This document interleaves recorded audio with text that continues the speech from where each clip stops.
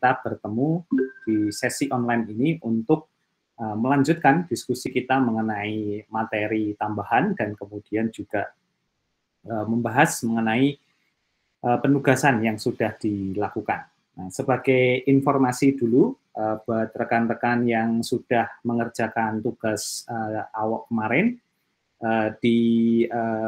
baik di platform e-commerce yang platform e-learning yang kita pakai di ICEI website itu juga sudah saya informasikan ya link untuk mensubmit laporan atau tugas pada minggu lalu ya. Jadi silahkan disubmit melalui form tersebut.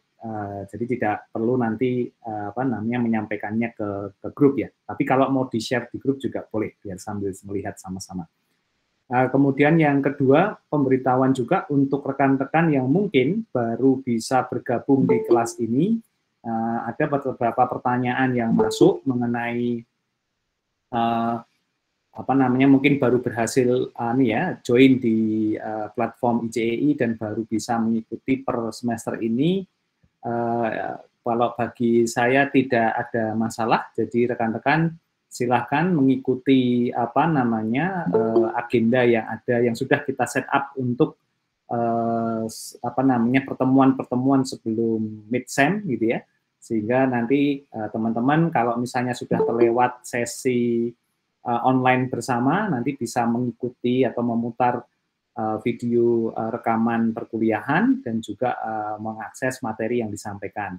Kemudian kalau ada tugas, silahkan di catch up, dikejar. Jadi model dari penugasan yang kita lakukan ini seperti milestone ya. Jadi semua orang harus melewati itu. Ya. Jadi silahkan disubmit, diusahakan dikerjakan dan kemudian disubmit sesuai dengan petunjuk dan link submission yang ada dan langsung join di sesi yang ada pada siang seperti pada siang hari ini.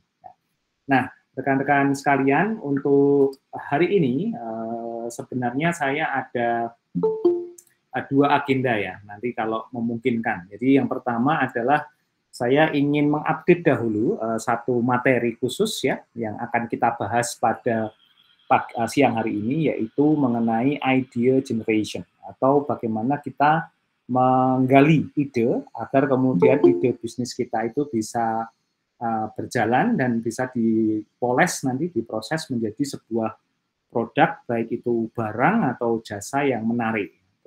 Terutama nanti ketika kita balut atau kita enhance ya, agar kemudian bisa mendapat kemasan berbasis teknologi begitu, sehingga kemudian menjadi bisnis digital yang menjanjikan.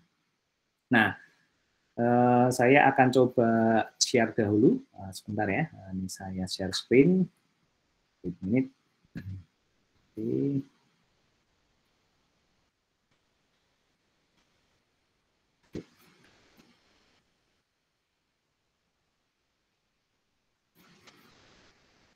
Nah, baik. Nah, rekan-rekan sekalian, saya akan mempresentasikan atau menjelaskan mengenai materi yaitu berjudul Idea Development. Kenapa ini kita akan bahas khusus? Karena setelah kemarin kita mempelajari mengenai landscape ya dari kewirausahaan yang ada di dunia dan kemudian ada materi mengenai teknik ya pengembangan kewirausahaan berbasis puzzle gitu istilahnya. Nah, itu kita saatnya untuk memikirkan atau kemudian berdiskusi mengenai bagaimana memunculkan ide yang kemudian bisa kita gunakan sebagai proses awal untuk kemudian mengembangkan kewirausahaan yang kita minati. Nah, dalam proses idea development ini sebenarnya titik fokusnya ada dua ya. Jadi bagaimana memoles kembali ide yang mungkin rekan-rekan sudah miliki menjadi ide yang jauh lebih powerful. Nah, menjadi lebih mendekati pasar kalau bahasa bisnis, atau ide yang tanda kutip itu breakthrough ya, sesuatu yang tidak dipikirkan oleh orang atau rekan-rekan kita di luar sana. Nah, kemudian yang kedua tentu saja kita memahami bahwa ide itu bukan sekedar muncul instantly gitu ya, tetapi ide itu perlu di-trigger. Nah, perlu apa istilahnya, perlu terus-menerus dipancing agar kemudian muncul dengan sebaik-baiknya. Dari yang saya ketahui dan juga dari yang saya alami begitu ya, proses pengembangan ide ini sangat panjang dan juga memakan waktu yang cukup lama begitu ya. Tidak bisa kita mengandalkan ide seperti kita misalnya oke, saya lagi nyari ide nih, terus kemudian rekan-rekan menepi atau bertapa begitu ya di gua gitu, kemudian melafalkan doa-doa begitu dan kemudian muncul ide. Tidak bisa seperti itu. Nah, itu karena ide itu adalah suatu hasil dari suatu proses panjang ya, atau proses dalam kalau bahasa saya, dalam penggalian atau pencarian dari ide itu sendiri. Nah, sebelum kita membahas lebih lanjut bagaimana ide itu bisa di-generate atau di-development, saya akan trigger dengan diskusi. Nah, jadi rekan-rekan nanti silakan berkontribusi dengan diskusi ini ya. Nah, saya punya gambar ini. Nah, coba dibayangkan dulu, diserapi. Nah, kira-kira menurut kalian dari gambar ini, apa sebenarnya message yang ingin diberikan oleh pembuatnya? Kira-kira begitu. Nah, silakan dipikirkan sekitar 30 detik ini ya. Terus kemudian kalau ada yang bisa berkomentar, saya persilahkan.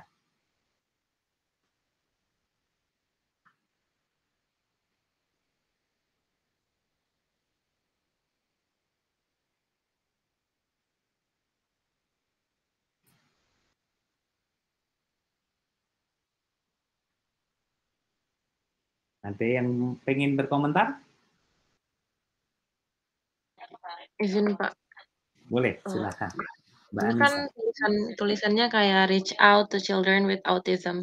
Mungkin kayak program untuk apa ya, mengajak orang-orang untuk lebih peduli pada anak-anak dengan kekurangan gitu, misalnya autism gitu Pak. Jadi Oke. kayak ya program ajakan gitu melalui visual kan ini. Ya. Oke. Ini lebih ke arah apa? Jual produk atau campaign sebenarnya kalau menurut Mbak Anissa? Campaign sebenarnya Pak. Oke, baik. Oke, terima kasih pendapatnya. Mungkin ada yang lain punya pendapat yang mirip atau mungkin berbeda juga boleh? Sama Pak, saya juga berpendapat seperti Mbak Anissa karena tulisannya reach out to children with autism, so it means kita sebagai orang yang normal atau yang berkecukupan dalam segala aspek, kita harus turut ikut peduli dengan anak-anak yang menderita autism karena mereka juga sebagai rasa kemanusiaan, Pak. Oke, baik. Terima kasih Mbak Lara ya. Oke, nah kita coba diskusikan lebih lanjut. Nah, kalau kita melihat gambar ini, kalau dia sebagai sebuah produk dari sebuah ide, nah sebenarnya kita bisa melihat bahwa ide itu dikembangkan orang, kemudian diwujudkan dalam bentuk visual atau apapun bentuknya, itu punya maksud tertentu, gitu ya. Maksud tertentu itu macam-macam, atau yang kemudian secara formal kita sebut sebagai purpose ya, atau tujuan. Nah, purpose ini bisa macam-macam. Ada yang purpose-nya itu generally bisnis ya. Jadi bisnis itu dalam artian bisa dari memperkenalkan produk sampai dia nanti tanda kutip menjual suatu produk tertentu. Nah, dalam konteks ini tentu saja untuk mengambil keuntungan atau profit ya. Tetapi ada juga yang modelnya memang dia melakukan suatu campaign atau usaha sosial kalau bahasa saya ya. Jadi dia ingin memberikan pesan yang dalam dan kemudian dengan pesan yang dalam itu kemudian dia mewujudkannya dalam sebuah bentuk bisa tulisan atau bisa approach yang lain yang bagi mereka itu adalah bisa mendeliver apa pesan yang ingin disampaikan tadi. Nah, kalau kita melihat ini, maka kita bisa membahas bahwa ide itu ternyata bisa digunakan tidak hanya sekedar untuk menghasilkan produk sebenarnya, tetapi untuk menyampaikan pesan. Pesan inilah yang sebenarnya bisa dimaknai sebagai value atau suatu maksud tertentu. Nah, tentu saja kita bisa melihat bahwa produk ini, katakanlah atau campaign ini, itu tidak hanya sekedar ya sebuah wujud produk saja, tetapi kita bisa lihat bahwa proses kreatif di belakangnya itu sangat banyak begitu ya. Nah, pertanyaan keduanya, kalau tadi kita sudah bisa tanda kutip mendefinisikan bahwa ini campaign atau produk yang berjualan, kira-kira dalam gambar ini idenya itu ada berapa gitu ya. Nah, ide yang menyusun campaign tadi atau ide yang menyusun produk tadi. Kira-kira ada yang bisa mengulas mungkin? Dan apa saja mungkin bisa disebutkan?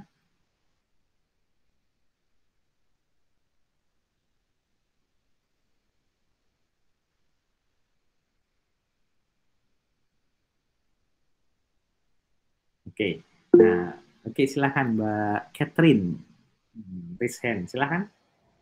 Iya Pak, selamat pagi. Terima kasih Pak.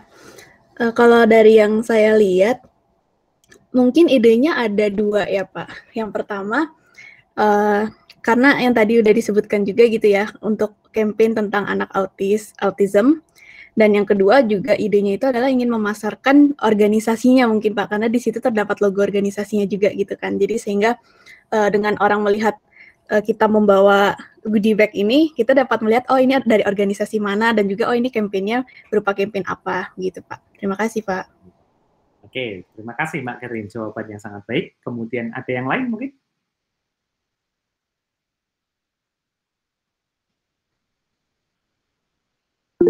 Ya, Mbak Khalifah Solihah, silakan. Ya, izin masuk Pak, mungkin sedikit nambahin dari Mbak Catherine tadi. Ide menurut saya itu ide dari pembuat goodie bag ini, pertama yang menarik sekali itu ada di tangannya Pak. Jadi ketika orang menggenggam membawa goodie bag itu seakan dia tuh lagi menggenggam anak autism itu sendiri gitu Pak. Baik, terima kasih. Oke, terima kasih Mbak Khalifah. Oke, nah kita ambil dua pendapat ini. Oke, ini juga pendapat yang bagus sekali. Nah, benar sekali tadi Mbak Khalifah sudah menyebutkan satu hal atau satu fitur di produk itu yang kemudian membuat produk itu menjadi makin value-nya atau pesannya sampai. Nah, yang menjadi menarik sebenarnya rekan-rekan, ketika kita melihat katakanlah campaign ini atau media produk ini, kita dihadapkan dalam situasi di mana produk ini sebenarnya bentuknya adalah goodie bag gitu ya, atau paper bag lah gitu ya, kalau bahasa saya nyebutnya paper bag, tapi mungkin lebih tepat goodie bag seperti yang teman-teman sampaikan.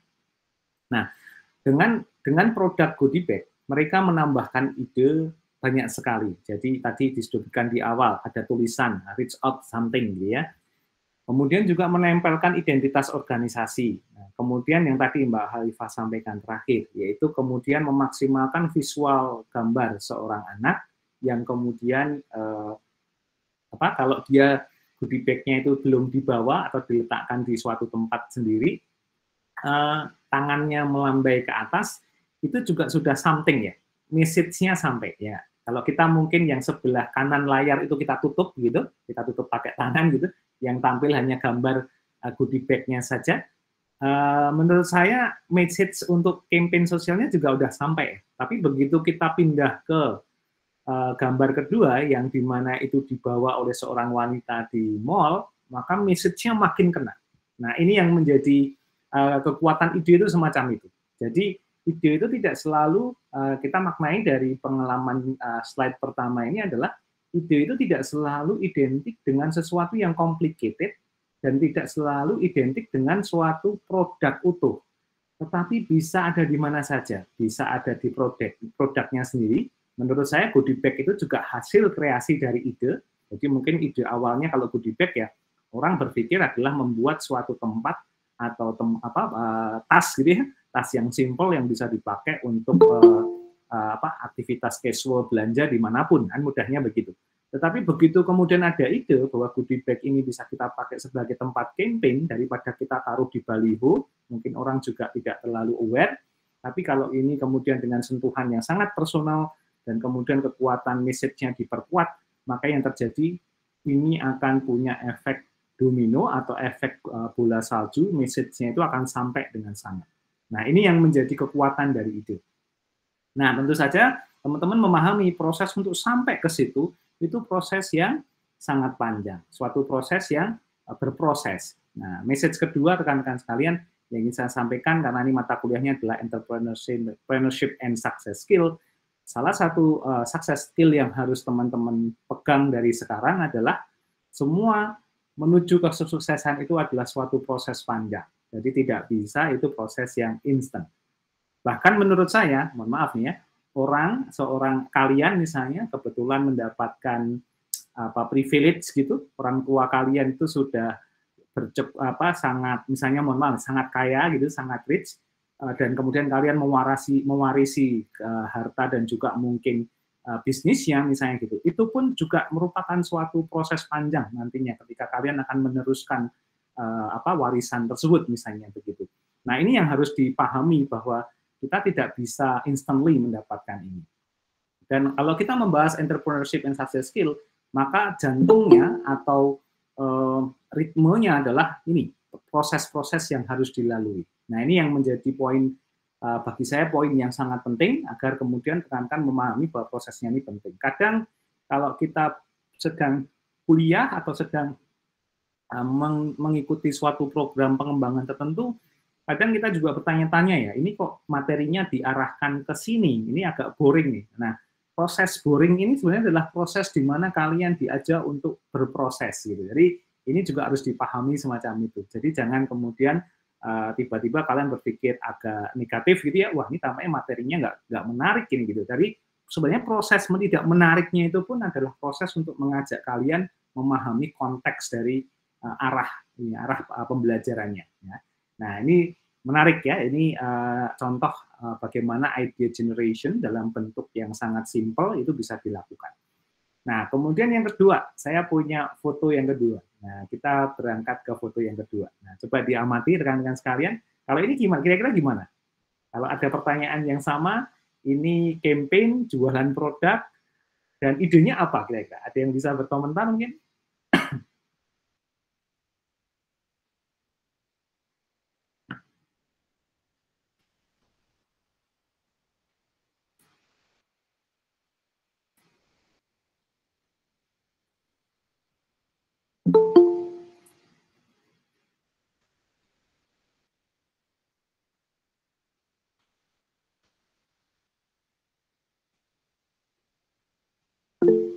Oke, Mas Dimas ya, Mas Dimas mungkin.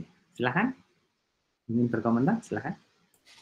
Ya, selamat pagi Pak sebelumnya. Selamat pagi. Menurut saya ini kayak sangat kreatif gitu, kayak ini bukan sebuah campaign kalau menurut saya, tapi lebih ke menjual produknya gitu kan, orang jadi merasa kayak this is unique gitu, kayak oh kok bisa gini ya, kayak produknya itu kayak botolnya bisa gini kalau diminum kayak langsung kayak ada hidungnya, ada mulutnya gitu kan. Kayak it's really unique kalau menurut saya, dan itu bisa nge-boost dari produknya itu sendiri. Kayak produknya dijual itu tadi, uniknya itu yang dapat dari sini tadi Pak. Gitu. Terima kasih Mas Dimas, ini insight yang menarik. Ada yang lain mungkin?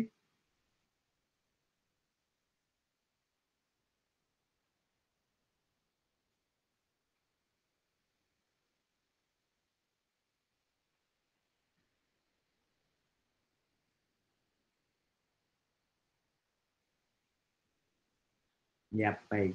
Nah, ini juga satu hal yang bisa kita pelajari dengan sangat menarik sebenarnya ya. Jadi kekuatan ide di sini tidak hanya untuk keperluan sebenarnya menjual produk, dan juga campaign tadi seperti gambar pertama, tetapi pada gambar kedua ini kita melihat bagaimana implementasi ide itu dibuat dan dikembangkan untuk memunculkan keunikan. Nah, ini jadi menarik. Keunikan itu maknanya apa? Keunikan itu bukan sesuatu yang unik itu dalam artian berbeda ya, tetapi lebih ke arah apa yang membuat produk ini menjadi orang lebih lirik atau pilih karena memiliki fitur tambahan yang tadi, yang unik. Nah, kayak gitu.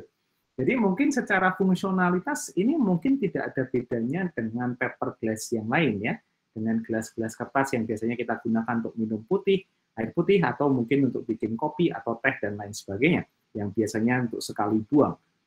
Tetapi karena persaingan paper glass ini sangat ketat di dunia bisnis mungkin gitu ya, maka pembuatnya berpikir keras nih, gimana caranya saya tidak perlu mengubah bentuk gelas, saya tidak perlu melakukan effort yang besar, tetapi saya kasih ide yang unik, mungkin tanda kutip bisa jadi tidak menarik gitu ya, karena kalau kita lihat misalnya paper glass-nya ini belum dipakai untuk minum, ya itu hanya sebuah gelas dan kemudian ada potongan gambar hidung dan mulut yang kadang kalau kita kemudian pikir itu sebagai gambar yang independen atau tersendiri, kita juga akan akan mengerunyutkan dahi ya. Ini maksudnya apa? Kok ada paper glass tapi gambarnya mulut gitu ya. Tetapi ketika kita gunakan, maka ide itu it's work. Nah, jadi yang pertama adalah ide ini dibuat untuk mengarahkan keunikan atau sesuatu yang kemudian membuat orang itu mau menggunakan atau memakai karena dia punya keunikan. Nah, terasa nggak sekarang? Kita kalau melihat sekarang dunia entrepreneurship di Indonesia ya, kita memilih mau beli minuman boba saja pasti nyari topping yang unik kan begitu. Kita mau, kadang saya juga heran ya, kenapa mie gacoan itu sangat menggurita ya gitu ya, padahal intinya kan mie instan gitu ya, kalau bahasa kasarnya. Tetapi ternyata keunikannya pada toppingnya, pada pedesnya, dan lain sebagainya. Nah, itu contoh ya, bagaimana orang tidak terlalu banyak melakukan perubahan ide secara drastis, tapi bermain cantik dengan fitur tertentu, dengan cara yang cukup bisa diukur, tetapi kemudian ketika dikerjakan dengan sangat baik, itu punya impact yang sangat besar, dan punya business value yang sangat besar. Nah, ini juga dua gambar awal ini men-trigger rekan-rekan bahwa sebenarnya ide itu bisa dikatakan simple, gitu ya, tidak terlalu berat, tetapi memang prosesnya ini yang harus dipancing terus-menerus. Nah, itu yang menjadi tantangan bagi kita nanti ke depan. Nah, kemudian ini saya kemudian masih punya satu lagi. Nah, kalau ini kira-kira apa? Ada yang tahu nggak kira-kira? Coba dipahami. Mungkin punya insight terkait dengan gambar ini, silakan. Kalau ada yang ingin memberikan komentar. Mas Gilang, nah, silakan, sudah raise hand tadi.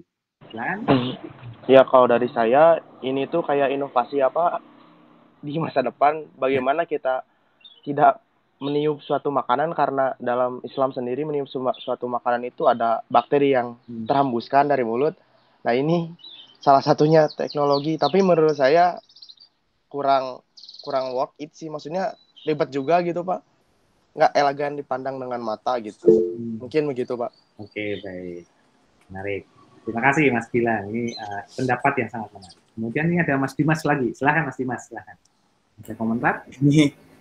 Mohon maaf, ini menurut saya Kak, ini bagus inovasinya, kayak futuristik kan, kita semua kan sekarang itu zaman kayak teknologi dan lain-lain, tapi ini termasuk menurut saya kayak unnecessary gitu loh Pak, kayak kamu masih bisa menggunakan mulutmu untuk meniup kalau misalnya panas gitu loh. Kalau kayak gini kan misalnya kayak sumpitnya jadi berat kan, ada kipasnya, ada baterainya, ada yang lain-lain kayak gitu.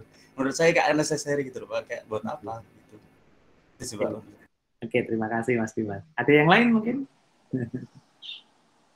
Ada pendapat lain mungkin? Pak, kalau untuk gambar sebelumnya kan yang kayak goodie bag gitu ya, terus kayak paper glass gitu, kalau di masa depan kan itu kata saya kurang bakal mencemari bumi Pak.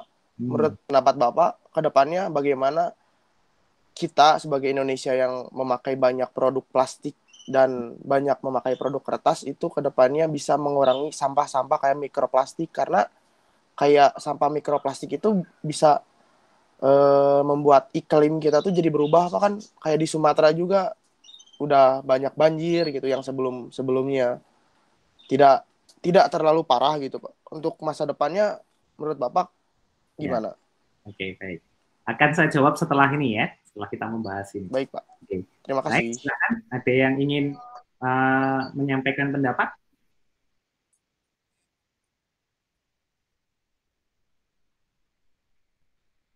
Ya.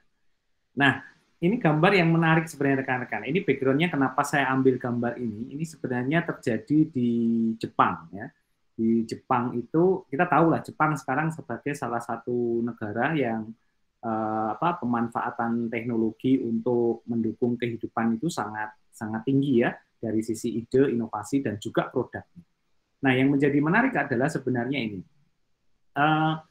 Pada awal ketika orang-orang Jepang itu punya ide inovatif dan lain sebagainya, Mungkin kalau ini sebelum saya bahas itu ya, saya akan direct dulu ke gambarnya. Kalau kita lihat gambar ini tadi saya setuju sama Mas Dimas Pak ya, tadi yang bicara bahwa ini unnecessary gitu ya. Jadi kita repot sendiri gitu ya, repot sendiri ketika kita makan mie ayam gitu atau mie instan panas, nah kita harus pakai sumpit yang berat gitu karena harus ada baterainya, kemudian ada kipas anginnya, meskipun kemudian kita punya kemudahan dalam memakan mie karena menjadi tidak terlalu panas ya, dan juga mengurangi aktivitas kita menghembuskan nafas untuk membuat mie itu menjadi tidak terlalu panas untuk ketika dimakan. Tapi apapun itu sebenarnya rekan-rekan sekalian, kita bisa belajar banyak dari gambar ini, bahwa proses awal dari sebuah ide itu tidak selalu proses yang keren kalau bahasa saya, tetapi proses yang kadang itu tadi unnecessary. Ini adalah proses di mana kita tuh menggabungkan berbagai macam teknologi yang sudah ada untuk mencapai fungsionalitas yang kita capai. Nah, ide dasarnya adalah ide itu dimulai dengan cara menggabung-gabungkan yang sudah tersedia saat ini, solusi yang sudah tersedia. Nah, tinggal dari situ tentu saja dalam proses ide inovasinya tidak berhenti sampai di situ saja, tetapi juga kemudian dikembangkan menjadi sesuatu yang sangat compact. Makanya sekarang di Jepang itu ada satu sumpit gitu, kalau kita makan ramen di sana, sumpitnya itu memang bisa menghembuskan udara. Nah, tetapi tidak menggunakan kipas angin. Jadi mereka membuat sebuah komponen blower kecil di dalam sumpitnya itu, yang kemudian di sumpit itu di ujung itu ada kayak lubang-lubang angin yang menghembuskan itu, sehingga ketika kita mengambil mie itu mie-nya ini akan kemudian kena hembusan angin tersebut dan kemudian menjadi lebih tidak panas, meskipun mungkin tidak se-ekstrim kalau kita pakai kipas angin ya, tetapi semacam itu. Nah, ini juga menarik, karena ternyata ide semacam itu tidak selalu muncul tiba-tiba, tapi proses kreatifnya itu dari proses yang unnecessary. Nah, success skill message-nya semacam ini, kita tidak boleh, rekan-rekan sekalian, gengsi untuk terlihat konyol. Kalau saya gitu. Ide kita itu memang di awal pasti konyol, gitu ya.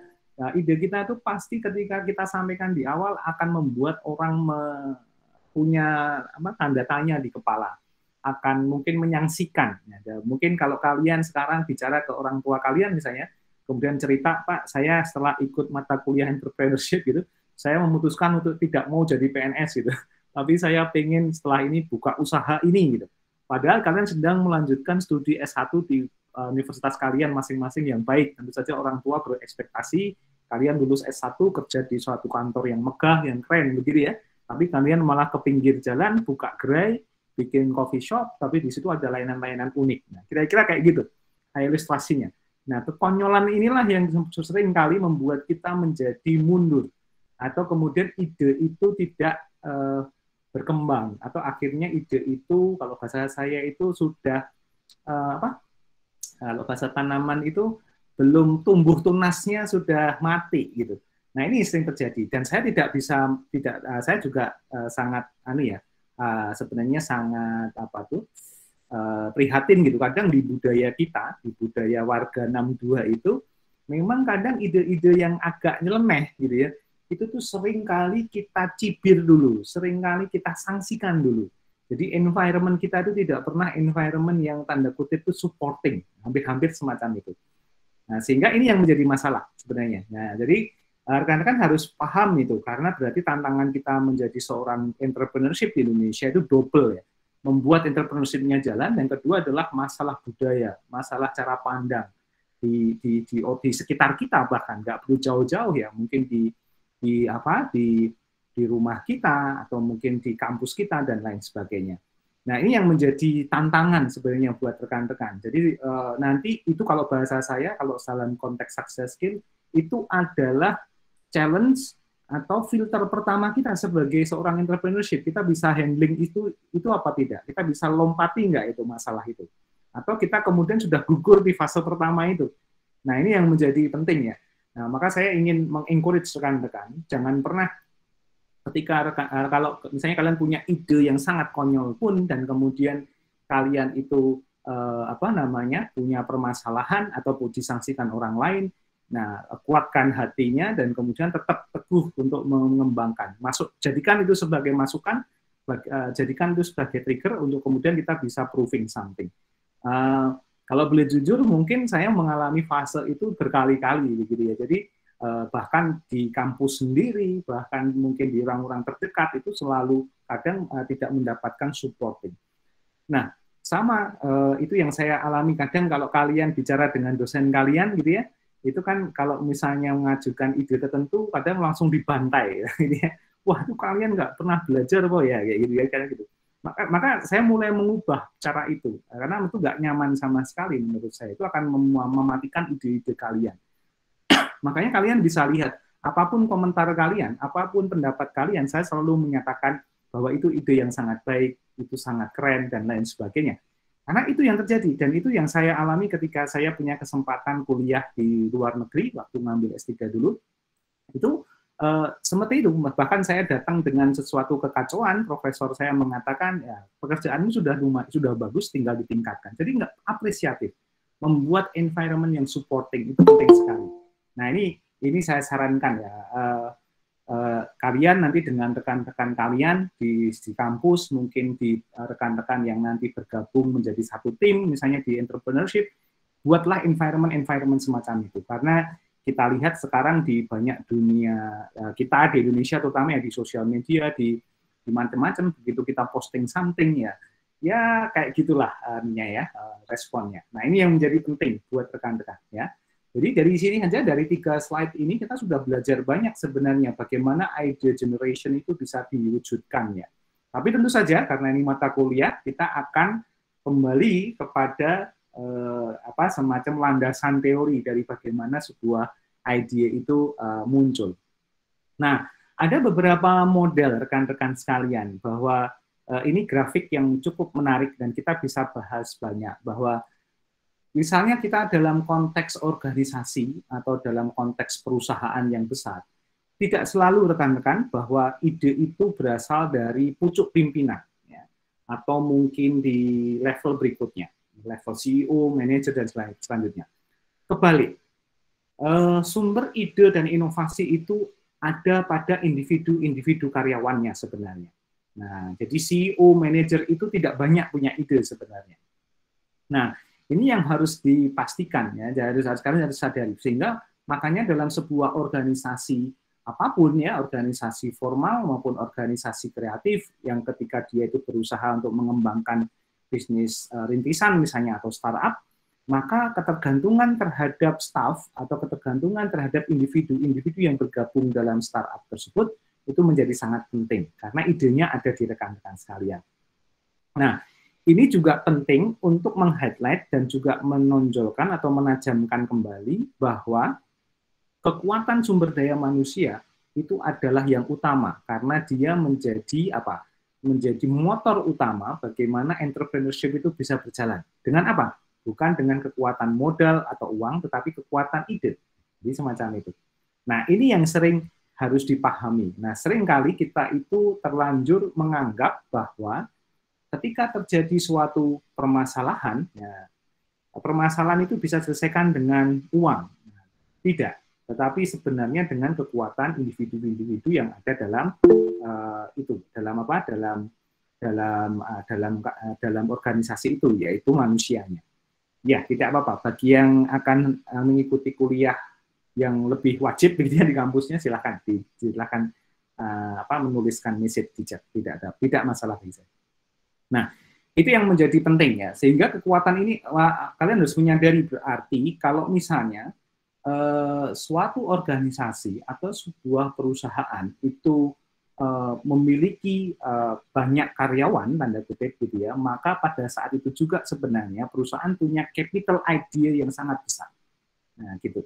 Saya pernah bertemu dengan salah satu founder gitu ya, founder startup, dan kemudian founder itu kebetulan dalam proses untuk mengajukan investasi ya kepada investor. Nah, investor itu bertanya kepada si founder tadi, apa motivasimu membuat membuat perusahaan? Apakah profit atau apa? Jawabannya luar biasa menurut saya ya. Yang itu membuat saya juga terinspirasi meskipun itu keluar dari seorang anak muda yang jauh lebih muda dari saya. Nah, dia cuma menyatakan bahwa saya ingin punya visi bisa mengumpulkan 100.000 anak muda nanti di perusahaan saya untuk bekerja di perusahaan yang saya punya. Nah, dalam konteks ini dia tidak menyebut profit, dia tidak menyebut keuntungan, tetapi dia ketika ingin mengumpulkan 100.000 ini, dia cerita bahwa 100.000 itu merefleksikan atau menjabarkan bahwa saya akan membuka kesempatan kerja bagi 100.000 teman-teman saya, bayangkan. Jadi visinya jauh lebih besar daripada, atau message-nya tadi, idenya tadi, jauh lebih besar dari hanya menghasilkan laba atau uang. Nah, yang kedua adalah 100.000 itu adalah ketika kita bisa mengumpulkan orang, kepala dalam bentuk 100.000 orang, maka pada saat itu juga minimal setiap hari kita akan punya 100.000 ide. Nah, bayangkan, kalau sudah kekuatannya semacam itu, kira-kira masalah apapun yang akan dihadapi, kendala apapun, itu pasti ada pemecahannya, kan begitu. Nah, makanya itu kekuatan ya. Kalau mungkin dalam bahasa agama, mungkin kalau yang beragama apapun ya, menurut saya, setiap orang itu kita yakini pasti punya rezeki, kan gitu ya. Sehingga tinggal bagaimana kita men-trigger rezeki itu mengalir kepada kita sebagai jatah kita dalam hidup begitu. Nah, tapi dalam konteks ini adalah bayangkan kalau kita bisa mengumpulkan 100.000 orang, maka rezeki 100.000 orang itu akan masuk ke dalam kantong perusahaan kita dan kita yang hanya bertugas mengalirkan dengan baik. Nah, kita tidak menguasai rezeki orang lain karena katanya rezeki tidak tertukar ya, dari semacam itu. Tetapi bayangkan kekuatan ide itu bisa muncul sedemikian rupa. Dan ternyata rekan-rekan sekalian, mungkin kalau teman-teman nanti masuk dalam dalam suatu konteks sudah masuk ke dunia startup, kemudian nanti harus berhadapan dengan investor, ternyata salah satu kata kuncinya, investor tuh melihat bisnis kita tuh promising apa tidak, itu bukan pada level teknologinya, tetapi lebih kepada message-nya apa, ide kalian apa. Jadi idenya harus strong sekali, harus kuat sekali.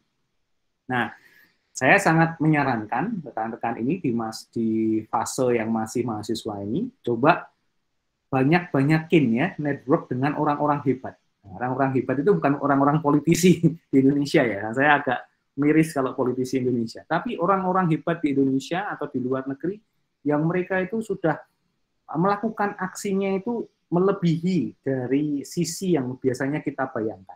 Ya, jadi mereka membangun bisnis untuk value something gitu ya. Mereka tadi seperti merekrut sebanyak mungkin orang untuk mengetaskan kemiskinan gitu ya. Mereka melakukan gerakan sosial yang masif dan lain sebagainya. Nah, itu adalah paparan-paparan bagus agar kemudian kepala kita itu juga konsumsinya adalah ide-ide bagus. Nah, saya punya rumus gitu. Kalau kita pengen punya ide yang bagus dan baik gitu ya, maka ya kita harus minta kepala pikiran kita itu mengkonsumsi ya paparan-paparan ide-ide yang bagus dari orang lain gitu ya. Jangan ide-ide yang sampah, nanti yang keluar kita juga adalah ide-ide yang sampah. Jadi semacam itu. Nah, ini penting banget ya. Nah, dan ini harus disadari oleh rekan-rekan sekalian. Jadi semacam itu kekuatan itu. Nah, ada yang menarik ya, ini versi berikutnya. Nah, dari mana ide itu berasal? Kalau tadi kan dari semua individu. Nah, sekarang ide itu bisa berasal dari banyak tempat ya. Nah, jangan terkecoh dengan gambarnya ya, tapi gambarnya ini punya makna juga. Jadi yang pertama itu ide itu selalu muncul dari yang namanya konsep atau proses ideation. Ideation itu adalah proses self discussion dengan diri kita sendiri tentang ide-ide besar. Nah, ini biasa terjadi kalau di gambar ini di bathroom atau jadi ini sebenarnya mengandung istilah katanya itu ide itu paling bisa keluar itu ketika kita berada pada perasaan yang paling nyaman. Nah, perasaan yang paling nyaman itu maksudnya gini, tidak dikejar hutang, kemudian kita tidak ada beban, tidak mikir tugas, tidak mikir apapun.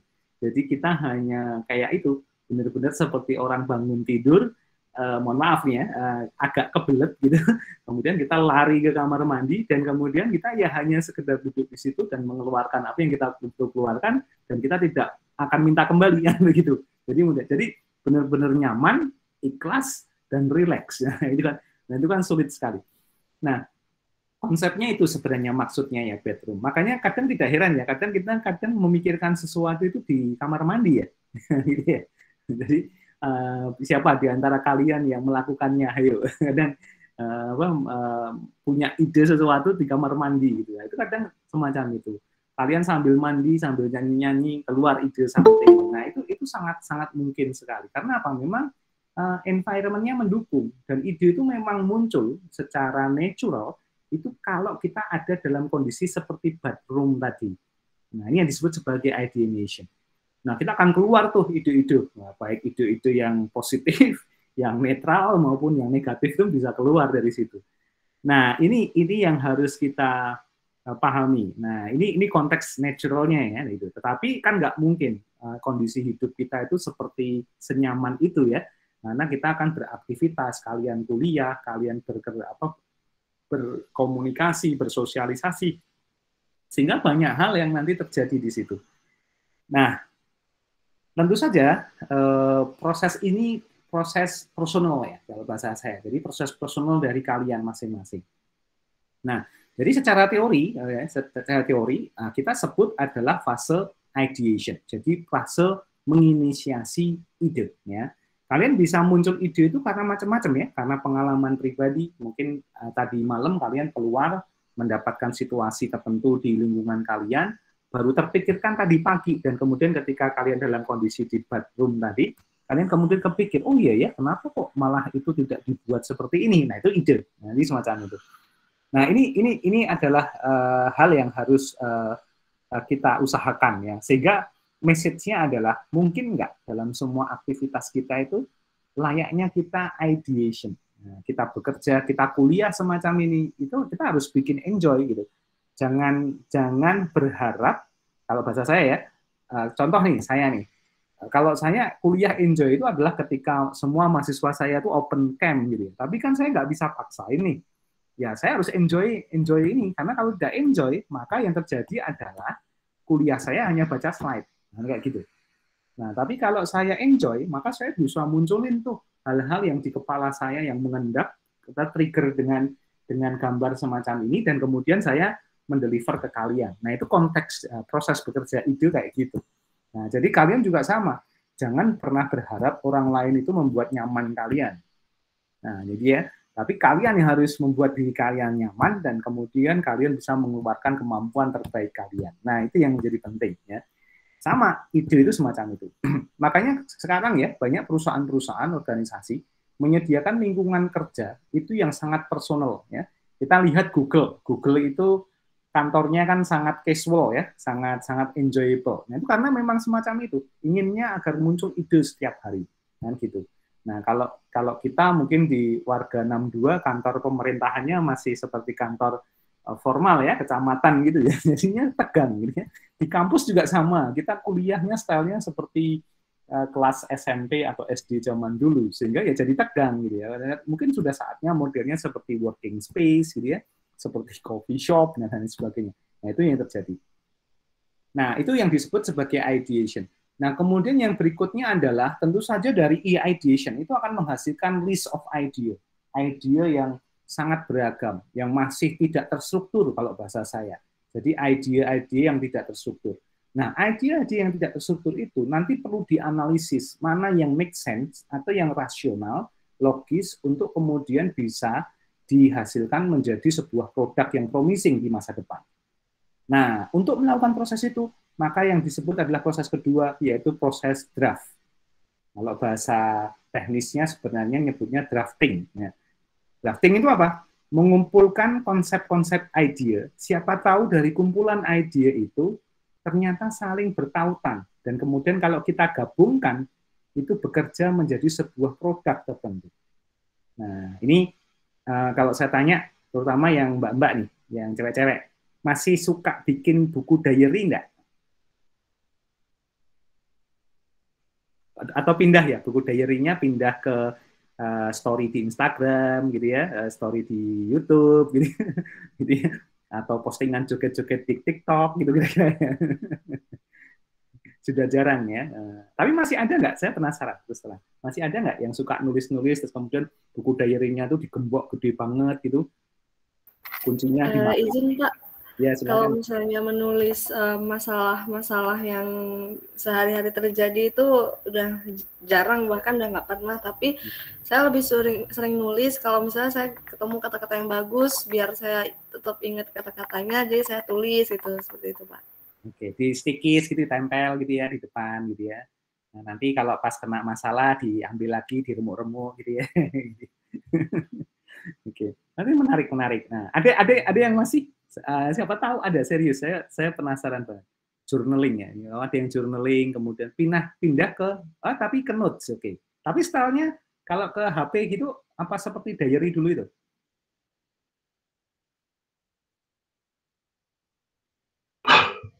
Kalau di notes HP itu biasanya, iya sih Pak, saya biasanya nulis sama kronologi tanggal berapa, jam berapa gitu. Lucu ya, lucu. Tapi ingat nggak dulu mungkin zaman-zaman, sebenarnya the bestnya itu adalah ini, ketika kalian mungkin, saya nggak tahu ya, kalau zaman saya itu zaman SMP atau SMA itu, saya suka ngintip-ngintip itu catatan-catatan cewek-cewek itu di dalam buku diary-nya itu, pertama tulisannya pasti rapi, pertama ya, tipikal cewek. Yang kedua, mungkin dia bawa warna bolpen itu lebih dari 20 kali ya, jadi warna itu mengekspresikan sesuatu gitu ya. Terus nanti penuh dengan gambar-gambar gitu ya.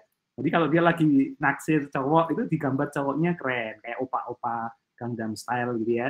Tapi kalau kemudian dia lagi sedih gitu, lagi marahan gitu, cowoknya diganti jadi kayak lambang setan gitu ya, Red Devils gitu ya. Nah, ini terjadi. Nah, tapi sebenarnya rekan-rekan sekalian itu luar biasa menurut saya. Itu kebiasaan yang sangat baik dan sekarang hilang. Benar, luntur. Karena sebenarnya itu adalah proses drafting, rekan-rekan. Coba bayangkan ya, kalian punya perasaan sesuatu dan kemudian kalian mengekspresikan dalam bentuk tulisan. Kan nggak mudah. Yang kalian rasakan tuh mungkin perasaannya 1 ton, ya. Rasanya 1 ton. Tapi yang kalian tulis mungkin hanya cukup beberapa kalimat. Nah, berarti kalian kan drafting ya, atau meringkasnya menjadi sesuatu yang readable, bisa dibaca. Nah, ini sama seperti idea. Kadang kita membayangin, wah nanti saya pengen kalau sudah lulus bekerja di sini, wah saya bisa pergi ke sini, ke sana, pakai HP terbaru, pakai mobil Lamborghini kayak gitu kan. Tapi kemudian kalian tulis itu menjadi poin-poin. Nah, kayak gitu, itu namanya drafting. Nah, ini proses yang harus dilakukan. Kalau saya di startup saya itu, saya selalu tanya kalau wawancara kerja, Mbak, Mas punya cerita nggak? Dulu suka bikin buku diary nggak? Nah, biasanya kalau ya punya history buku diary itu dalam bentuk apapun ya, bisa elektronik atau tulisan, tidak akan saya minta untuk dibuka sih, tapi saya malah punya preferensi, mereka ini orang-orang yang sudah sebenarnya levelnya masuk ke level ini, drafting. Jadi bukan hanya sekedar ideation, tapi sudah drafting, sudah bisa menuliskan sesuatu. Nah, sekarang dengan perkembangan teknologi makin enak, karena tadi ada note ya, kemudian ada apa tuh aplikasi. Kalau saya juga masih pakai kayak gitu, tapi pakai free mind, pakai mind mapping. Nah, saya lihat juga sekarang anak-anak SMA, anak-anak kuliah itu sudah diajarkan mind mapping ya, sehingga cara draftingnya lebih terstruktur. Nah, itu sebagai contoh semacam itu.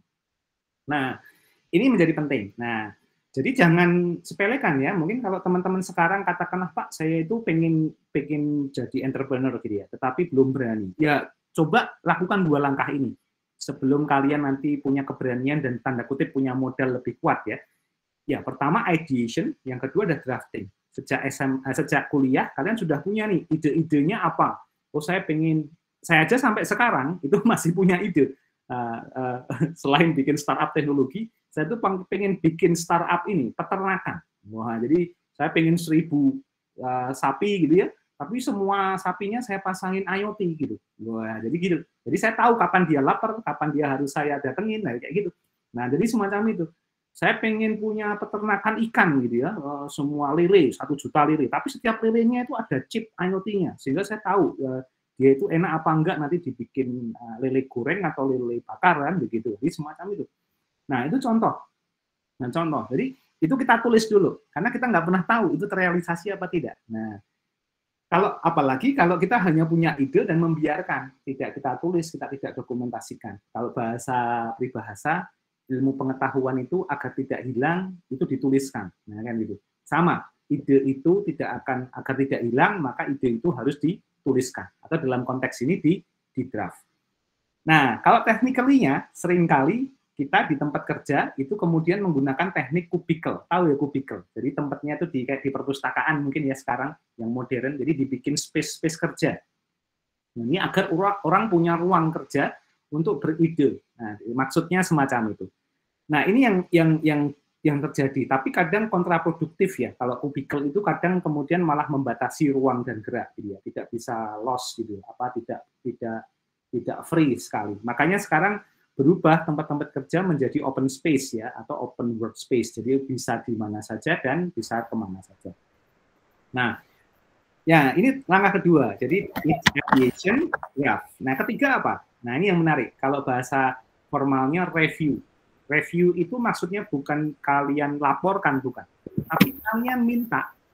Ya, kalau kalian sudah mulai nih, wah dari sekian banyak ide yang saya bayangkan, ada 3 ide yang mulai mengerucut yang saya tuliskan.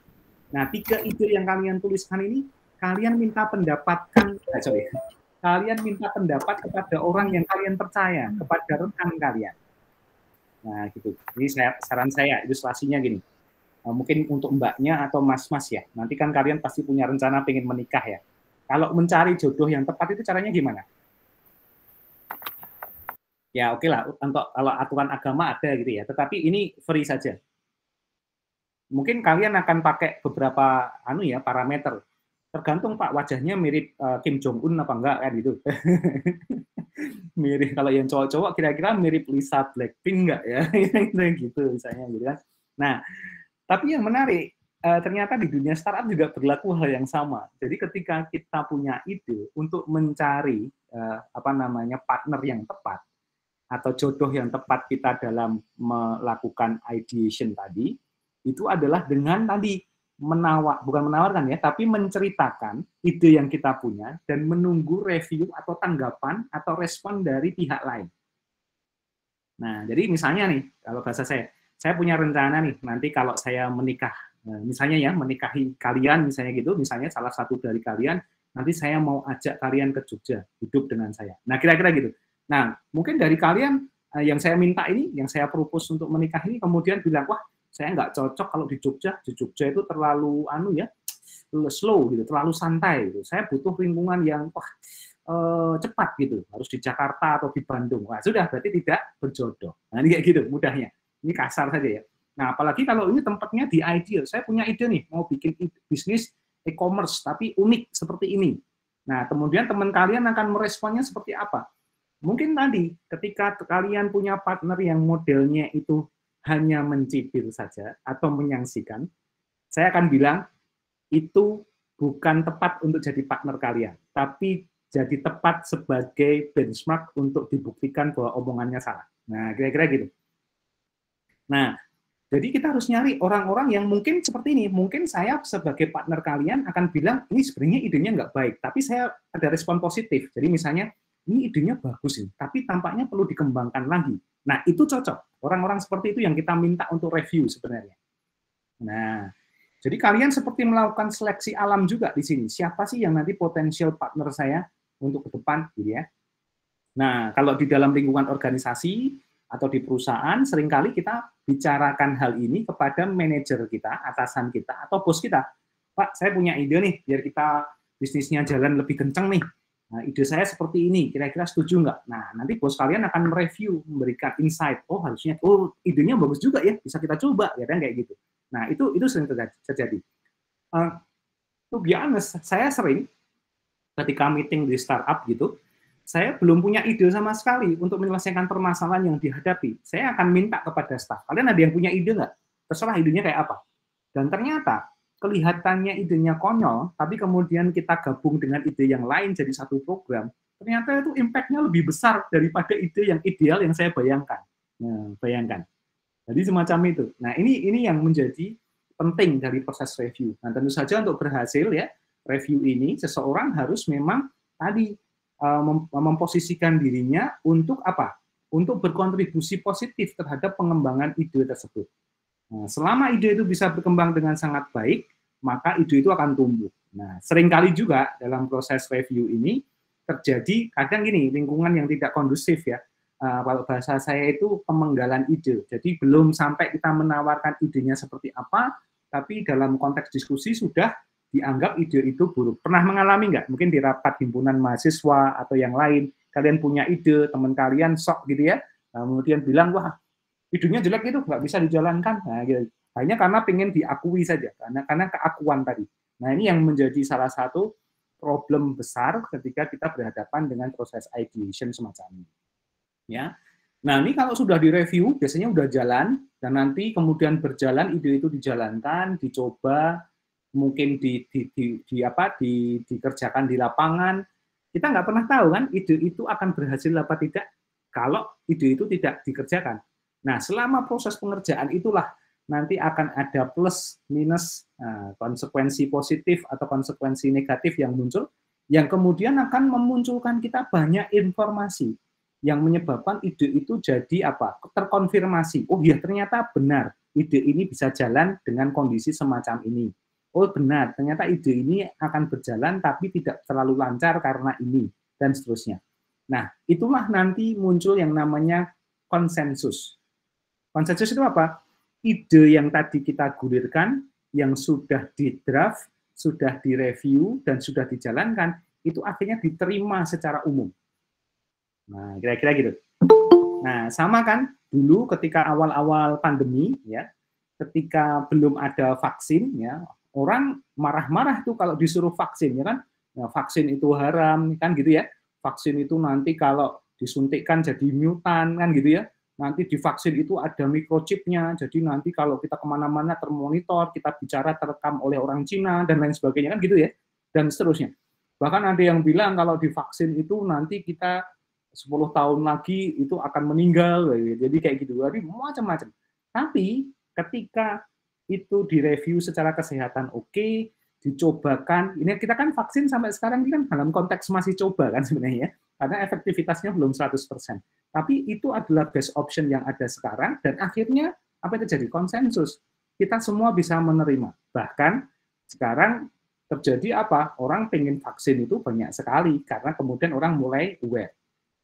Saya nggak tahu apakah itu tipikal orang 62 atau bagaimana, tetapi intinya ya semacam itu, ide itu semacam itu.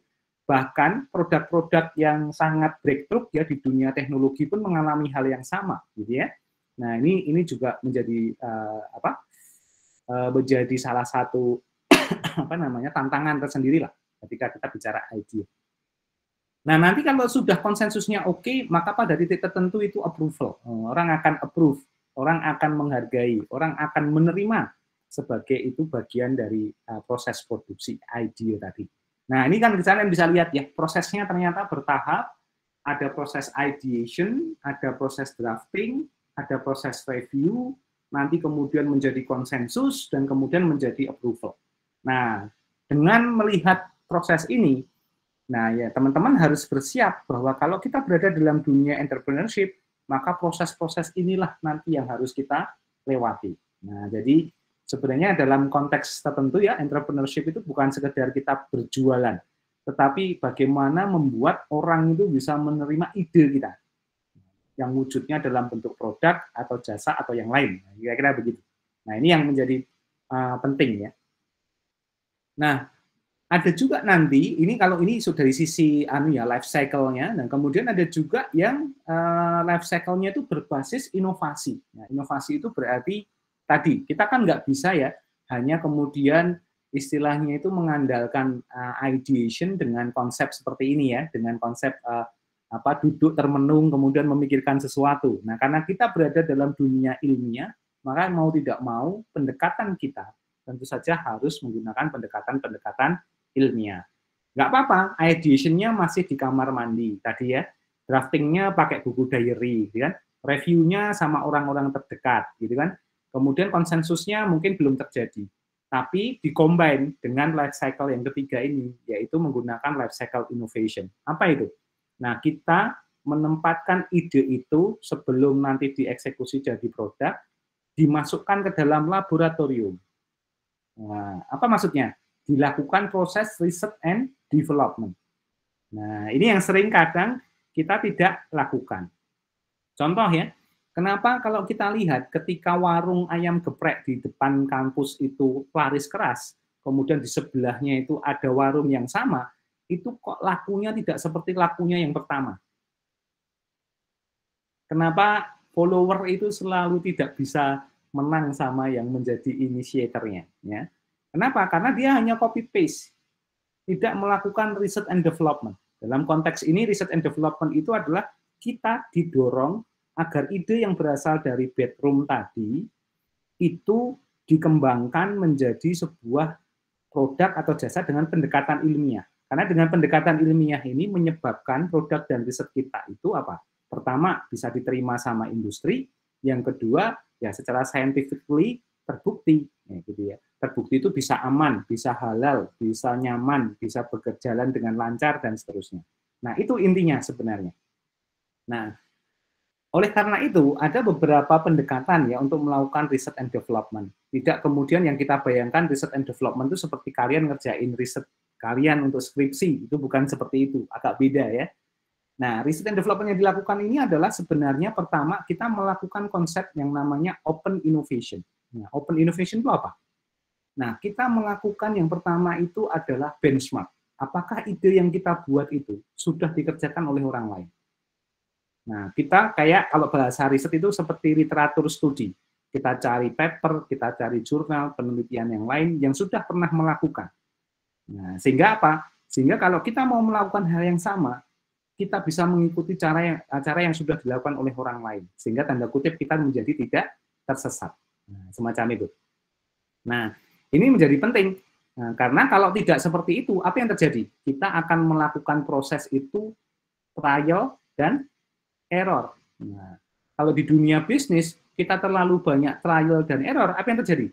Banyak kerugian yang akan kita dapatkan. Baik waktu, modal, pikiran, gitu ya, dan usaha kita. Gitu. Jadi akan terus-menerus berulang. Dan itu menyebabkan menjadi tidak efektif. Nah, ini yang menjadi penting. Nah, oleh karena itu, pendekatan research and development ini sangat penting. Ya, kita melakukan benchmark, bahkan tidak hanya benchmark tertulis ya, atau di atas kertas, atau di atas monitor komputer, tetapi benchmark yang benar-benar kita melihat industri yang ada. Jadi kita seperti melakukan benchmark ke lokasi ya, di mana tempat itu berada. Ya kalau kalian mau bisnis kuliner misalnya, mau bikin warung empek-empek, ya kalian harus jajan dulu ke empek-empek pesaing kalian kira-kira 10 restoran lah, biar kalian tahu nanti kalian ada di posisi mana, kan gitu. Jadi apa sih keunikannya begitu? Nggak bisa kalian hanya mengandalkan resep atau benchmark melalui Instagram, gitu ya, nggak bisa. Jadi apa yang di Instagram lakukan, yang kalian lakukan, nggak bisa. Jadi semacam itu, kalian harus melakukan benchmark tadi. Kalian pengen bikin aplikasi e-commerce ya, kemudian langsung kalian klaim, wah e-commerce saya nanti platformnya bisa mengalahkan Tokopedia atau Bukalapak atau Blibli gitu. Ya nggak bisa, kalian harus benchmark dulu, kira-kira ide kalian itu seberapa kuat untuk bisa mengalahkan mereka, kan begitu. Saya mau bikin pabrik HP di Indonesia, nah tapi pernah benchmark nggak? Samsung bikinnya gimana? iPhone bikinnya gimana gitu ya? Jangan-jangan nanti kita malah hanya jadi malah jadi barang yang nggak kepakai, jadi semacam itu. Nah ini yang harus dilakukan. Jadi dan itu tidak ada, ini sering kali muncul bahasa saya itu border atau tembok yang sangat tebal yang menghalangi kita. Apa itu bordernya? Gengsi biasanya. Nah jadi kita seperti udah punya ide itu seperti orang yang sangat cool gitu ya. Wah saya pasti berhasil, ini pasti bagus gitu. Tapi kita tidak menyadari bahwa sebenarnya kalau di dunia itu ada semacam fenomena sekeren apapun, seunik apapun ide kita, orang lain sudah mikirin gitu ya. Jadi semacam itu. Nah, itu juga menjadi challenge bagi kalian untuk nanti memperhatikan itu sehingga benchmark itu menjadi penting. Bahkan kalau dalam suatu usaha, orang-orang terdahulu kita itu menyampaikan ya kalau mau buka toko misalnya begitu kan ya cek lokasi gitu ya. Lihat feng shui-nya gitu kan. Kalau orang Jawa ya lihat harinya. Nah, itu adalah benchmark sebenarnya. Jadi kita bisa belajar dari situ dari benchmark, dari semacam itu. Nah, benchmark ini adalah salah satu implementasi dari open innovation ya. Nah, kalau kalian sekarang di masa-masa kalian yang bagus ini, benchmark itu bisa dilakukan dengan banyak hal ya. Kalian datang ke webinar ya, ke seminar, pameran startup gitu ya. Kemudian kalian berkunjung ke pitch deck startup yang showcase, baca tentang artikel-artikel perkembangan startup yang diulas oleh beberapa media. Wah, itu kan benchmark yang sangat luas sekali tuh. Nah, coba kalau saya tanya, ada dari kalian ini yang setiap hari minimal baca 2 artikel tentang startup begitu? Oh, enggak Pak, saya bacanya isunya tentang Lesti Kejora yang sudah hamil duluan, sama satunya itu apa ya tadi isunya ya, misalnya kayak gitu. Nah biasanya gitu, oh ini MU menang 2-1 sama Villarreal kan gitu kan. Nah kita levelnya masih di situ lah kira-kira gitu.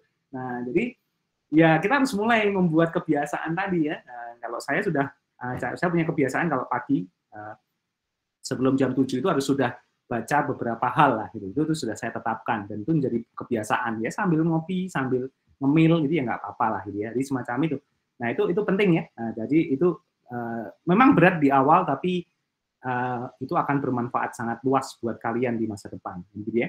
Nah, setelah itu kalau sudah melakukan benchmark semacam itu, bahkan ini kalian menjalin pertemanan ya. Coba ditengok itu pertemanan kalian di Instagram, di LinkedIn, di TikTok, itu mostly teman hahaha kalian, atau kalian follow orang-orang yang memang menjadi orang-orang inspiratif di dunia yang kalian senangi. Ayo, kira-kira. Enggak Pak, saya kan niatnya cita-citanya jadi influencer, ya, gitu ya. Jadi saya orientasinya kalau di Instagram nyari sebanyak mungkin follower, nah misalnya kayak gitu. Nah, tapi kalian nggak merhatiin kan networknya kalian itu bernetwork dengan orang-orang yang high profile apa tidak? Kan gitu. Nah, coba mulai diubah ya. Kalau saya sarankan, oke, kalian punya channel mungkin ingin jadi selebgram atau something, saya no problem untuk itu. Tapi misalnya kalian di LinkedIn, kemudian di Facebook kalian mungkin, ya coba jalin koneksi ke orang-orang yang inspiratif gitu. Yang nanti kalau mereka memposting sesuatu, kita jadi ngerti apa yang mereka posting. Mungkin kita nggak ngerti apa yang mereka sampaikan, tapi kita jadi mulai ketularan. Oh ya, mereka ternyata bacanya ini, ternyata mereka mikirnya tentang ini, ya. Ya jangan sampai seperti inilah ya. Kita itu masih mikir mengenai Formula E ya, yang ributnya luar biasa gitu ya. Kalau yang ini akhir September ini isu PKI gitu ya. Wah, sudah dimacem-macemin. Padahal di luar negeri mikirnya itu sudah bagaimana hidup di Mars gitu kan. Bagaimana kita bikin transportasi ke Mars kan gitu ya. Nah, kita mikirnya masih orang mindahin patung diorama aja udah jadi keributan nasional ya, kira-kira begitulah. Nah, itu yang menurut saya itu gemes sekali saya. Jadi gitu ya. Jadi itu harus kita harus pikirkan. Makanya penting untuk itu. Nah, kemudian kalau kita udah seperti itu, maka kemudian kita maju ke tahap kedua, yaitu melakukan applied research and development. Apa itu? Kita mulai berani untuk selalu melakukan atau mengembangkan produk itu berbasis R&D, ya. Jadi research and development. Kalian bikin tim, mungkin kalian ikut PKM, itu bagian dari itu ya, dari ikut kompetisi, itu bagian dari kalian mulai berlatih untuk applied research and development. Jadi melakukan research and development atau penelitian dan pengembangan terapan. Bagaimana lebih ke menghasilkan solusi yang real ke masyarakat ya. Nah, nanti akan kita bahas lebih detail ini apa itu proses applied research and development ya. Nanti ada namanya materi mengenai lean startup atau setelah ini nanti kita akan bahas itu ya di sesi berikutnya. Kemudian nanti ada juga proses di mana kita sebut sebagai product and platform development. Nah, ini adalah fase di mana kita akan secara real mengembangkan produk. Nah, jadi bisa dibayangkan ya, sebuah kewirausahaan itu tidak kemudian ujung-ujungnya langsung bikin produk. Enggak, gitu ya. Ini adalah research and development. Kalau kalian lihat itu ya, teman-teman kalian nawarin kalian, mau nggak beli produk saya, tapi ini testing saja sih, tester. Nanti saya minta komentarnya. Nah, jangan ditolak ya, saya minta jangan ditolak. Tapi kalau bisa kalian testing benar dan kasih review yang baik. Maksudnya yang benar, yang jujur. Karena apa? Teman kalian tuh sedang melakukan proses ini, applied research and development. Nah, mereka butuh banyak masukan. Nah, seringkali saya mendapati orang itu terlalu gimana ya, disuruh testing itu malah ngelunjak gitu ya. Ini cuma dikasih 1 nih untuk nyoba gitu. Kenapa nggak dikasih 10 gitu? 1 lah kayak gitu. Jadi ini wah itu kalau ketemu itu saya pengen itu ya, pengen smackdown dia gitu ya. Jadi saya banting bener itu nggak paham nih orang usaha itu sulitnya minta ampun itu. Ngasih testing 1 buah barang itu sudah harganya udah ongkos produksinya udah mahal gitu. Jadi kadang itu gemes juga gitu ya. Nah, jadi itu sering terjadi. Makanya saya senang tuh kalau di kampus teman-teman yang suka testing gitu, saya selalu kalau mahasiswa saya selalu sampaikan silakan datang ke ruangan, saya siap jadi testernya. Nanti saya kasih review. Bahkan semacam itu. Jadi itu karena saya benar-benar tahu itu proses yang sangat dibutuhkan dan itu sangat menentukan mereka masa depannya. Jadi kalau kalian mendapatkan teman-teman kalian yang modelnya kayak gitu, misalnya baru buka lapak nih, warung gitu ya, atau something, kemudian kasih diskon, buat teman 50% nih, mumpung kita lagi uji coba. Saya sarankan kalian segera coba, kasih review yang baik. Tapi jangan minta diskon tambahan, gitu ya. Nah, itu berat, ya gitu. Nah, kalau kita kan enggak ya, nanti reviewnya, wah kalau tadi kasih diskon lagi ya jelek reviewnya. Nah, itu bahaya, itu udah udah kacau gitu. Jadi jangan semacam itu. Nah, ini fase-fase yang menentukan. Nah, jadi nanti kalau sudah dapat itu mereka melakukan applied R&D ini nanti mereka akan punya informasi detail ya tentang bagaimana produk itu harus berbentuk di masa depan. Nah, jadi mereka akan punya resep yang lebih pasti, mereka akan punya produk feature yang lebih diterima dan lain sebagainya. Nanti ini konsepnya menggunakan MVP ya atau minimum viable product. Nanti akan kita bahas juga. Baru kalau kita udah punya kayak gini, baru kita menuju ke commercialization atau ke bisnisnya. Nah, jadi saya memang mendesain mata kuliah ini secara sengaja ya, itu mengajak rekan-rekan untuk memahami entrepreneurship itu melalui proses semacam ini atau innovation. Ya, entrepreneurship berbasis inovasi, bukan hanya sekedar jualan. Toh kalian pun pengen jadi selebgram yang bagus gitu ya, yang berhasil, yang viral, itu juga harus melakukan proses ini. Tidak hanya bermodal joget-joget atau make up yang bagaimana gitu ya, tetapi harus benar-benar well design. Nah, mungkin saya pernah cerita, saya punya itu beberapa tanda kutip selebgram di Jogja itu, kita bantu itu proses ini. Dan ternyata berhasil, gitu ya. Open innovation-nya ada, applied R&D-nya ada, bahkan akhirnya mereka punya tim sendiri untuk mendevelop ini. Sehingga mereka tuh bisa menentukan hari Senin tuh harus posting konten apa itu berbasis riset. Jadi nggak suka-suka gitu ya. Nggak karena saya mau makan di konten gitu ya. Saya lagi mukbang di konten, bukan kayak gitu, tapi benar-benar well design. Nah, itu akan sangat lebih powerful dibanding yang lain. Dan kalau kalian lihat ya beberapa konten, misalnya katakanlah yang simple aja ya, konten-konten di YouTube misalnya Dude Perfect gitu ya, atau kemudian Nas Daily misalnya kayak gitu, itu di belakangnya risetnya luar biasa itu. Nah, jadi bukan sekedar konten-konten yang terjadi tiba-tiba. Yang saya tahu misalnya seperti YouTuber Ria Ricis, Atta Halilintar, gitu ya, Mbak Im Wong, itu di belakangnya timnya luar biasa itu, ada research and development-nya juga. Jadi kayak gitu. Nah, jadi kalau kita mau pengen bukan seperti itu ya, tapi menuju ke sana, maka kita juga harus kembali ke sini. Apalagi rekan-rekan tidak hanya sekedar jadi content creator, tapi benar-benar inovator yang punya produk real dan kemudian produknya itu bisa dipakai masyarakat secara luas. Nah, jadi semacam itu. Nah, ini banyak banget kan idenya. Jadi banyak hal yang kita lakukan dan itu nanti yang akan kita jalani di mata kuliah ini ya. Kira-kira begitu. Oke. Baik, ini karena waktunya juga sudah mulai ternyata tidak terasa ngobrolnya cukup panjang juga ya. 10 menit ada waktu untuk diskusi. Oh ya, saya akan jawab tadi pertanyaannya Mas Gilang tadi terkait dengan paper glass tadi ya, yang plastik terutama.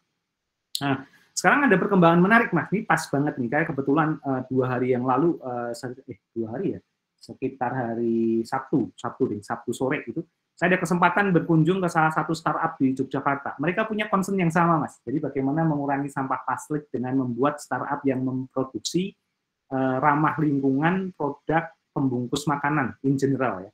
Apa yang mereka lakukan? Mereka melakukan riset luar biasa. Setahun itu mereka melakukan riset belum jualan apapun. Ternyata mereka mengolah dari bahan rumput laut. Nah, jadi rumput laut itu mereka belajar bagaimana rumput laut itu tumbuh dulu, gitu ya. Kemudian siapa yang punya, kemudian cara pengolahan yang dulunya kita hanya rumput laut itu jadi agar-agar dan seterusnya. Ternyata setelah evaluasi dan mereka tuh anak-anak baru kuliah malahan dan mereka tuh berani akhirnya mereka itu datang ke fakultas biologi, fakultas pangan gitu ya, itu untuk bertanya tekniknya kepada dosen-dosen, kepada ahli gitu ya, yang kadang bahkan tidak punya ide itu gitu. Tapi ketika mereka punya ide itu, mereka kemudian dibantu bahwa ternyata caranya gini Mas. Dan ternyata mereka cerita dalam kurun waktu 6 bulan mereka sudah menemukan cara bagaimana mengolah rumput laut itu menjadi lembaran-lembaran yang nanti bisa dicetak jadi pembungkus makanan. Dan uniknya, nah ini yang menarik, pembungkus makanannya itu nanti atau minumannya tadi itu bisa digunakan untuk minuman dingin maupun panas, makanan dingin atau panas, sekaligus bungkusnya dimakan. Wah, jadi bayangkan. Jadi ini kan breakthrough ya, luar biasa. Nah, itu salah satu bentuk ya inovasi, dan kita sebagai anak-anak muda yang umur kita itu kan cuma 11-12 lah ya. Cuma selisih berapa sih kita, berapa hari kita kan dari itu. Nah, itu semangatnya minimal kan gitu. Nah, itu kita itu ide dan inovasi itu kan akan sangat tergantung pada kita. Kalau saya membayangkan saya sebagai seorang pejabat negara gitu, saya akan invest habis-habisan ke anak muda karena ide-idenya pasti luar biasa.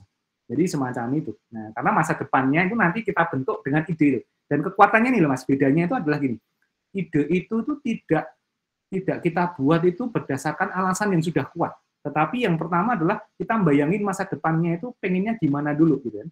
Nah, tadi ya plastik ya, kita pengen hilang tuh plastik kalau bahasa saya gitu ya. Saya kalau dengar ceritanya kemarin mereka, saya langsung punya kesimpulan, iya saya setuju, harusnya plastik itu nggak ada, gitu, karena mengganggu sekali ternyata. Tapi kemudian kalau plastik nggak ada, nah kita baru mikir, caranya gimana ya biar nggak ada. Apa yang bisa kita lakukan? Akhirnya kita akan mencari cara atau solusi atau ide. Bisa diganti sama apa ya? Mereka kemarin menawarkan 3 opsi ya, rumput laut, kemudian kulit singkong. Nah, ternyata bisa juga. Dan yang ketiga itu apa tuh namanya, daun talas kalau tidak salah, jadi gitu. Nah, jadi ternyata bisa juga, tetapi kemudian mereka memilih rumput laut karena prosesnya lebih cepat. Nah, jadi karena mereka prosesnya saja lebih cepat. Kalau singkong kan harus ditanam dulu gitu ya, butuh sekitar berapa minggu atau berapa bulan baru bisa dipanen gitu kan ya. Tapi kalau rumput laut itu katanya enak, Pak. Kalau rumput laut itu sudah pokoknya cemplungin ke laut, udah nggak usah diapa-apain, nanti selama 3 minggu udah bisa kita panen. Jadi wah, jadi bahkan nggak perlu ngerawat gitu, semacam itu. Yang rawat ya penghuni lautnya, jadi semacam itu. Nah, itu akhirnya mereka bekerjasama dengan para nelayan. Wah, mereka sekarang produksinya udah gede tuh. Jadi sekitar 1 hari itu mereka disupport hampir sekitar 1 ton rumput laut diproses. Nah, per minggu mereka bisa menghasilkan sekian juta lembar begitu. Jadi, wah itu luar biasa sekali tuh. Saya datang waktu itu karena memang tertarik ya dengan ide mereka dan kemudian diskusi banyak hal. Nah, itu contoh saja. Moga-moga bisa menjawab ya. Saya yakin ada opsi lain, Mas Gilang. Nah, nih nanti challenge-nya ke Mas Gilang. Kira-kira bayangan Mas Gilang akan diganti jadi apa nih gitu ya. Itu nanti akan muncul ide. Nah, gitu. Ada yang lain mungkin diskusi? 5 menit terakhir ini.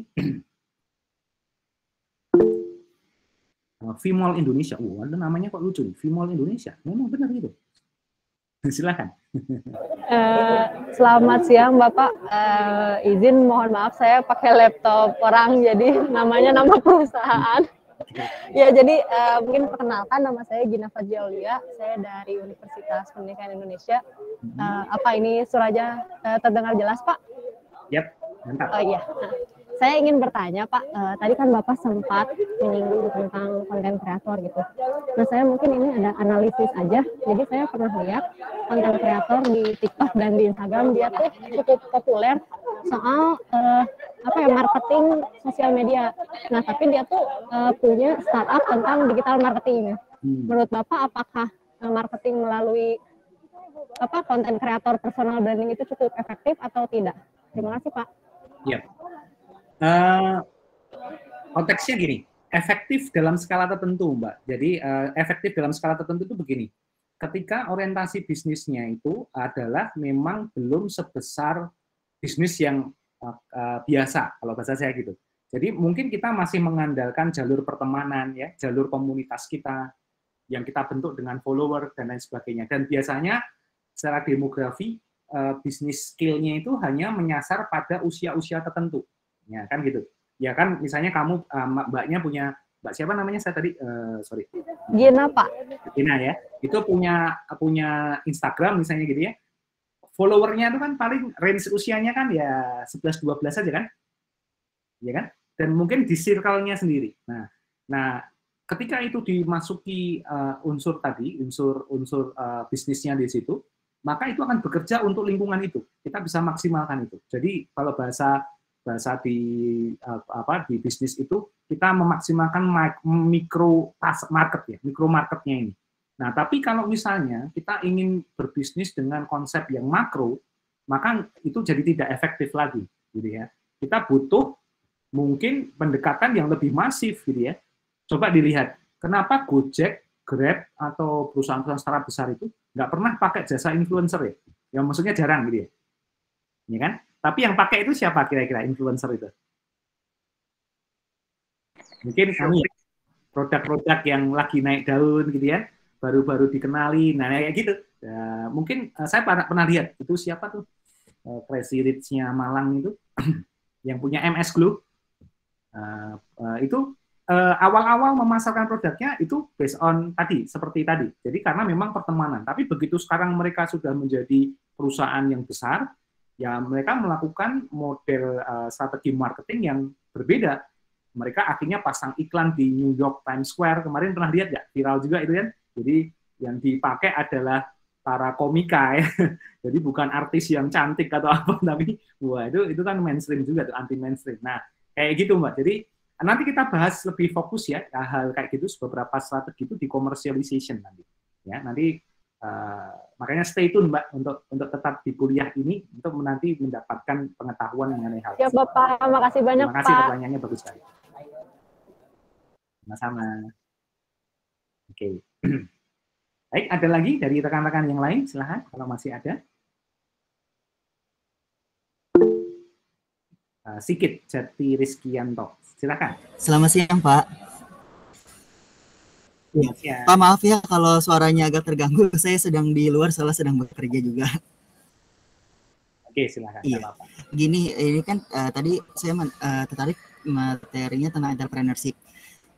Begini, ada nggak sih kayak patokan atau standar teoritis yang misalkan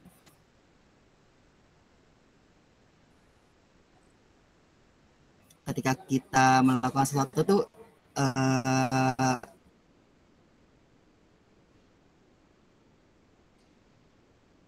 walaupun gagal ada fase yang kita harus coba lagi gitu loh. Emang kita kan tahu limit kita sebagai manusia kan emang kadang terbatas, tapi hal apa yang bisa kayak istilahnya ningkatin bahwa sesuatu hal yang belum kita capai itu harus kita capai, atau mungkin ada balasan yang masih.